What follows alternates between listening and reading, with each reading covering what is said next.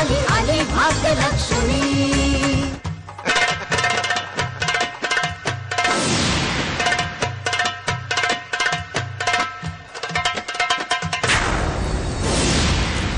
काशी निघून जा इथून। मी सांगितलं ना, नाही मला सोडून नाही जाणार।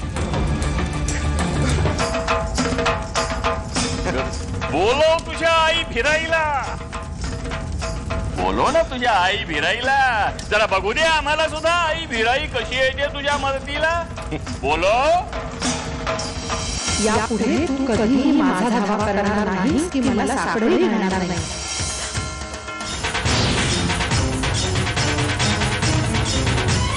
मी भिराई आईला वचन दिले, मी तिला मदतीला नाही बोलवू शकत आणि ती माझ्या मदतीला नाही येणार।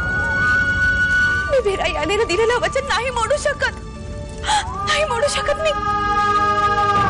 बाबा कदम जी विझवा ती आग।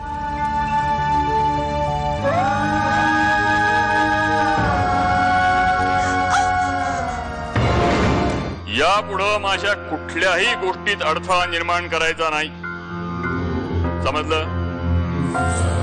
आम्हाला तिची परीक्षा बघायची होती, नेमक्या वेळी आई भिराई तिच्या मदतीला कशी धावून येते। आणि आजच्या या क्षणी जर आई भिराई तिच्या मदतीला धावून आली असती तर आपला राज्यकारभार संपला असता। पण आई भिराईनं काशीकडून घेतलेलं वचन, यामुळं यापुढं आई भिराईचा आशीर्वाद काशीकडे राहिलेला नाही। आजच्या या शुभ प्रसंगी आपला राज्यकारभार सुरू झाला। बाबा कदम, यापुढं या बाप्पाजीला आता कुणाचीही भीती उरलेली नाही। मला सांगा, तुम्ही इथे का आला होता? हाँ, तुम्हाला बोलवायला। बोलवायला? कुठे? घरी।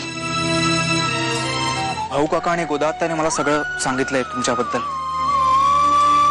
तुम्ही या घरासाठी काय काय केलंय, माझ्यासाठी काय काय केलंय। मी तुमच्याशी चुकीचा वागलो असेल,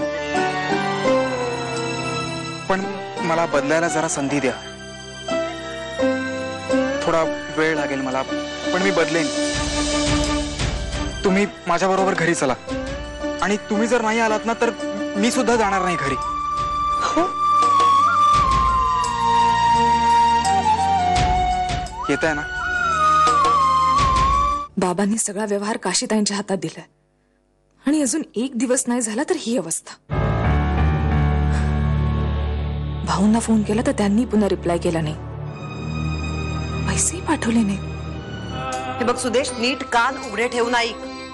मी जे तुला काल करायला सांगितलंय ते तुला करावंच लागेल।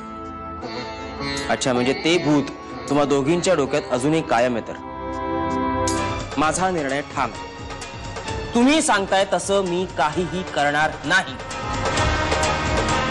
सुधे, मी म्हणले नव्हतं काशी नक्की परत ये ना। गोदात्या, भाऊ काका, मला क्षमा करा। मॅडम, औषध आणली का? मला जरा घरी जावं लागेल। हे जरा झोपले, तुम्ही यांच्याकडे लक्ष द्याल का? मी आता घरी जाऊन येते। ठीक आहे, पण लवकर या। हाँ। नाहीतरी आता संजय बरा झालाय, ही सगळी प्रॉपर्टी त्याचीच तर आहे। दोघं मिळून सांभाळू देत। सूर्या आता बरा होऊन घरी येईल। अरे देवा, सरिताने पैसे मागितले होते। सगळ्या गडबडीत एवढी महत्वाची गोष्ट मी फार विसरून गेलो। ताबडतोब निघायला हवं। मला माफ करा, मला असं घर सोडून जायला नको हवं होतं। सरिताला पैसे नाही मिळाले वेळेत तिला काय वाटत असेल? तू त्याची काळजी करू नको, आपण तिला भेटल्यावर सगळं समजूया। पण सध्या तातडीनं पैसे घेऊन निघायला हवं। हो, मी पण येते। मी स्वतः तिची माफी मागते।